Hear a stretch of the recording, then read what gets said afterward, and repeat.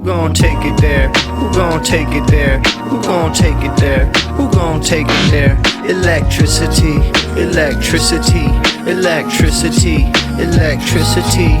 You know what's in the air. You know what's in the air. You know what's in the air. You know what's in the air. It's possibility. It's possibility. It's possibility. It's possibility. All right, so Zohran Mamdani had a rally in New York, which is happening in 8 days. There's been some more heated attacks coming from his opposition, as well as his ability to flip that.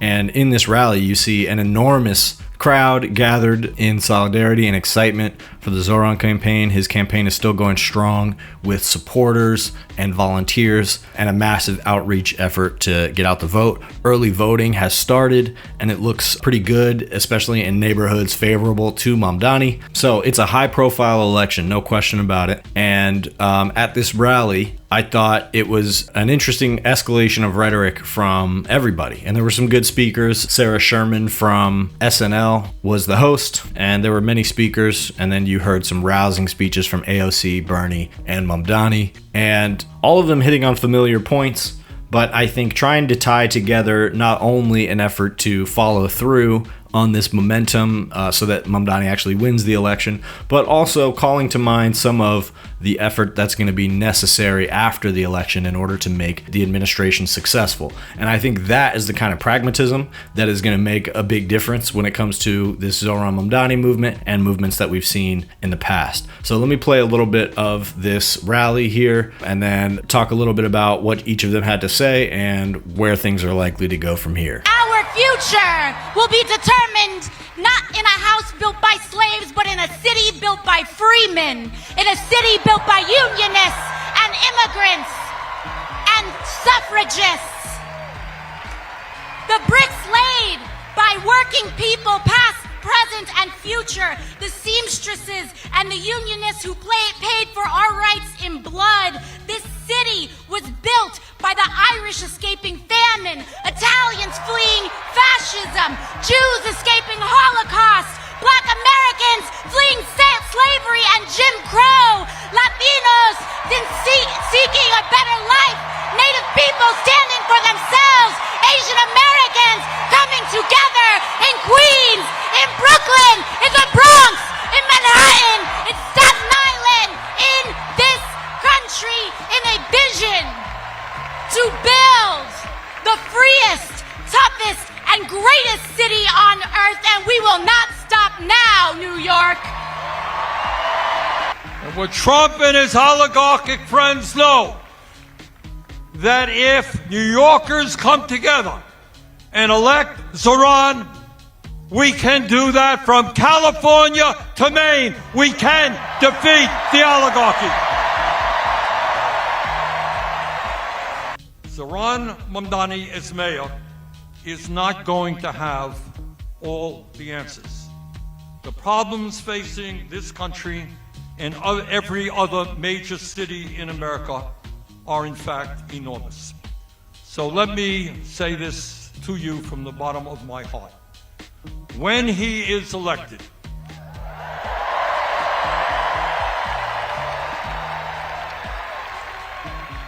your job is not over. Zohran is going to need your help every single day. In this unprecedented moment in our nation's history, all of us together must act in an unprecedented way. And that means governing New York City and other cities in an unprecedented way. Please do everything you can to work with Zohran in order to make him and his administration the best administration in the history of New York. Again and again, we were told that if we had any hope of beating the Republican Party, it would only be by becoming the Republican Party.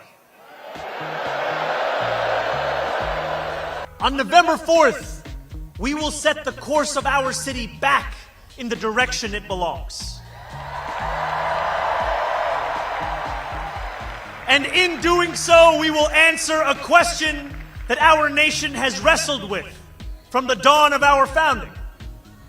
Who is allowed to be free? Nearly 89 years ago to the day, FDR spoke before a crowd of thousands at Madison Square Garden. He said, "I should like to have it said of my first administration that in it, the forces of selfishness and of lust for power met their match. I should like to have it said of my second administration that in it, these forces met their master. My friends, I should like to have it said of our campaign that in it, the forces of selfishness and lust for power met their match. And I should like to have it said of our City Hall that in it, these forces met their master."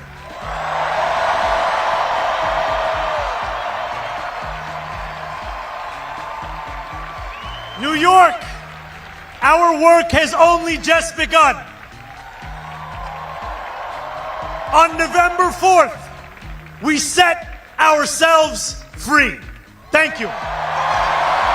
All right, so there's the three of them, and then I also forgot earlier in the night, Kathy Hochul, the current governor of New York, also spoke at this rally in support of Zohran Mamdani, and her endorsement of him was a little bit more contentious. She's not so much on the AOC Bernie side of the Democratic Party, as well as being a very important part of certain aspects of Zohran Mamdani's agenda. So let me play for you real quick some of the stuff she had to say. She got a little bit less of a warm reception at this rally. They always forget this about us. When we get punched, we fight back, and we fight back hard. We don't just fight, we win. Because time and time again, New Yorkers have been knocked down, and we get up stronger, louder, and more resilient than ever before. So I'll be fighting every day with my partners on the same side, Andrea Stewart-Cousins, and our speaker, Carl Hayes. Give them a round of applause.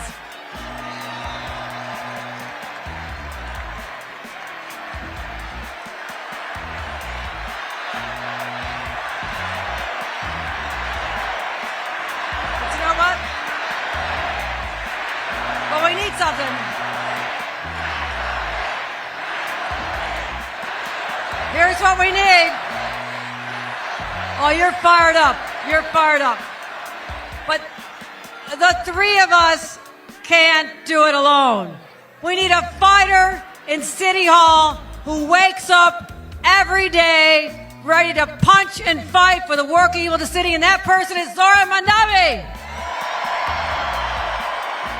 Yeah, so that's Kathy Hochul, and behind her is the state Senate Majority Leader, as well as the state Assembly Speaker. And so the three of them are people that Zohran is going to have to work with at the state level, particularly Kathy Hochul, who has said she's not going to tax the rich, and you're hearing her be interrupted with sort of a wave of heckles there, which then culminates in a chant of tax the rich. So even at this rally where she's supporting Zohran, this is a crowd of people that are well aware that she's one of the people who stands in the way of his agenda. However, the support she's showing here, and also what she says about Zohran here, about him being a fighter, and how they need that in City Hall in order to stand up to Trump, what that says is that part of the leverage that Zohran can offer to Kathy Hochul is being an effective fighter against the White House, because Kathy Hochul is going to be hurt by whatever funding restraints Trump wants to impose on the state of New York, and that's probably going to be targeted towards Zohran Mamdani, but it's going to hurt the state overall. So to counter Trump effectively and to use his momentum to counter Trump effectively is something that is going to help Hochul achieve her political goals, which is essentially just to get reelected as governor. So Zohran has also been pretty clear that he's going to work with her, And it seems to me that, at least on the surface level, that's the operative leverage behind the scenes, is Kathy Hochul controls his ability to do things like tax the rich and raise the minimum wage, and Zohran Mamdani is the foremost leader of New York Democrats and government, and so he is going to be instrumental in crafting a message against Donald Trump. As far as Bernie and AOC here, you saw them trying to broaden this message here. All of them mentioned the specifics of making things affordable and buses and childcare, etc. But you also heard these sort of broad calls to things like freedom and this idea of carrying forward a new way of doing politics that could potentially be transformative across the country. And this is the start, sort of the sprouting of a potentially new form of politics. But that's going to depend on Zohran's ability to behave differently in office and still get things done. And one thing that I'll give him credit for is he seems to have been pacing himself very well, because this is the most charismatic I've seen him in a few months, the most energetic I've seen him in a few months, and it seems like they're really gearing up for this final push towards Election Day, so I'm sure they've got some other things up their sleeves. But his ability, even though I think he's been maybe a little wooden in some of the context that he's been, speaking to people, it seems like he's been playing politics a little bit over the last couple months, which I think has made some people nervous about him. But hopefully this reflects a return to focus. And I think that ability to pace himself is actually going to be very important going forward. One thing I don't want to see from him is him playing a lot of behind the scenes politics, compromising on one thing in order to get another thing. Some of that stuff is going to have to go on. But I think that, the biggest strength of a politician like Zohran is his ability to command public attention and public focus. And that's also part of the sort of new digital age that we're in, the video age. This is a part of history that is dominated by video content of one kind or another. And that goes back to Donald Trump first being elected. Really, it goes back to Obama's first election as well. But specifically when Donald Trump won the first time, it was this sort of burst of digital energy and memes and videos, and the Trump campaign was able to deliver on a very granular basis video content to massive amounts of people that certainly up through till now has altered their perspective politically and altered the state of politics overall. So Zohran's ability to be commanding over that type of video content attention is promising. And he also has some promising chops when it comes to on-the-ground organizing, which obviously cannot be neglected. But this ability to continue pumping out popular content that makes your case and increases your momentum, it's how Zohran's campaign has gotten to the point that it's at now of excitement, where he completely climbed the polls. This is an unknown guy, and now he is, one of the foremost figures in politics. And that's because of his ability to generate interest through, for lack of a better term, the content that he was putting out. So that's an important part of the strategy going forward. And, me with my limited knowledge, the way I see his actual administration panning out, should he win, which it bears noting again, he hasn't won yet. If you're in New York, you should canvass for Zohran. You should encourage everybody to get out and vote for Zohran, and you should make sure you go out and do it yourself. Early voting is now open. But should he be elected mayor, I kind of see it going like this. Mayor, it's an executive position. There's a lot of bullshit work. Zohran has said he's going to be the dude who wakes up every day and fights for the cause and continues pushing for the things that he promised to push for. I think that's a very promising approach to politics, but he's also going to get bogged down in just the day-to-day shit of being a mayor. And I think what happens with politicians who have some kind of bold agenda is you come up against obstacles that interrupt your path in the process of doing the sort of day-to-day mundanity of doing the job, making sure things get done, delegating things, etc. So then you run up against those obstacles, and that can kind of derail people, I think, because then the clerical day-to-day stuff starts to pile up. That creates other problems that people in the city start to complain about, and that solidifies into a narrative against you. Now all of a sudden you have to focus on things that have nothing to do with your agenda because something might have gotten out of hand or misconstrued in the news while you were trying to figure out how to overcome some obstacle that was put in front of you, probably by the true powers that be, oligarchs and more powerful politicians than yourself. So that's definitely what Zohran is going to be up against when it comes to Trump, and even just a person like Kathy Hochul saying, I'm not going to tax the rich. So that's where the pacing himself comes in, because by being able to keep a steady drum of support that is ready to show up for certain causes, show solidarity, and also put an intense amount of pressure on the political establishment when the time comes, is going to have to be also tied with his ability to keep up with the regular executive work of being the mayor so that he can make these appearances that he needs to make without seeming like he's not doing the shit he's supposed to do. So that's going to be a big challenge. But then his ability to direct the attention that needs to be directed at the big issues, like getting taxes raised on the rich or finding a way to raise the minimum wage, even the freeze the rent, which is one of the things that's more within the mayor's ability to do. Eric Adams, on his way out, is trying to stack that board with people who would be against freezing the rent. So that's going to be a challenge for Zohran to overcome that. A lot of clerical shit that's not necessarily going to be in his control, even though he as mayor can put people on that board. Maybe he'll make quick work of it.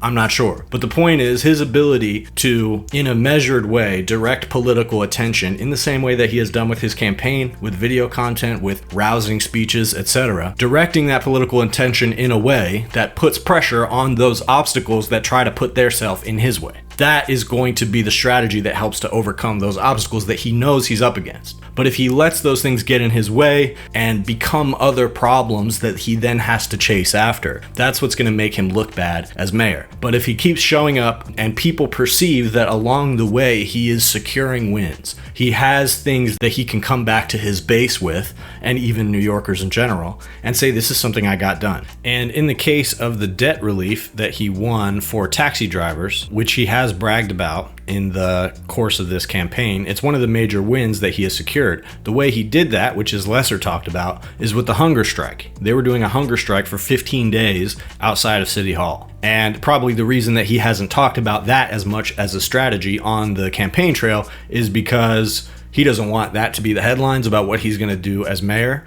But that is going to be the effective methods that actually agitate for some of these causes. He's not going to be able to do it by playing politics behind the scenes. And I think he knows that. And I think too many politicians have gone up against these structural, material problems that have to do with inequality of wealth more than anything, and thought that they were going to kind of backdoor politics their way through it. Obama was probably the best politician that we've seen doing that, and he failed to reconfigure any of those structural inequalities. And even in a campaign, and even in a candidate like AOC, when she ran for Congress, that was the kind of thing she was saying she was going to do. She said she was going to sleep outside of Nancy Pelosi's office. She did advocate for that type of strategy of causing a ruckus, being a rabble rouser, and trying to use disruption as a method to agitate for a political change. And it's fair for people to be disappointed with AOC and to be nervous about Zohran Mamdani for that reason. That is this a person who's running on the idea of sort of disruptive political change, who's only then going to get co-opted by the system? It's something we've seen happen over and over again. Bears noting that even being mayor, although AOC is a national politician by being a congresswoman in New York, the mayor is an executive position. So he has a little bit more of an ability to flex muscle because of that. He has more agency, so to speak. But it's going to have to take a fearlessness of using these disruptive policies. In some cases, Kathy Hochul isn't going to like that. In some cases, people in New York at certain factions or in certain tax brackets aren't going to like that. And his ability to remain charismatic and keep public attention and opinion on his side as he sort of partakes in these potentially disruptive activities to get things done is going to be what determines how sustainable those strategies are. Because if he isn't able to keep support behind him, there's no way that he can sustain a strategy like that, and it's going to fail. But his ability to do that successfully in the case of debt for taxi drivers is promising. Although that seems like a limited win, he did it with a strategy that was quite bold. And to see that mapped onto the mayoral administration is, I think, what Zohran Mamdani is aiming for, and that's what I'm most interested in seeing how it plays out. So if you're in New York, make sure you get to the polls. You can vote early now. go ahead and get out there. Canvas for Zohran if you can. You don't need to send him any money anymore. He doesn't need any more money. He needs support. You can phone bank for him if you're not in New York, because this win for Zohran is going to be a step in the right direction, even if you don't believe anything is going to get done. What it is pulling the Overton window back to the left in one of the places that window should be further to the left, but also is most important and most visible on the national stage and the international stage. People need to see that America is not just going in the direction that Donald Trump is taking it, and there's potentially no better place to fight the Trump administration and his agenda than New York. Pressure getting pressed, do you feel it now? What even happens next, I don't really know. Voice carries less, can you hear me now? Soon as I get blessed, time's running out. Pressure getting pressed. Pressure getting pressed. Feel the pressure getting pressed. Yeah. Pressure, do you feel it now? I'm just saying this.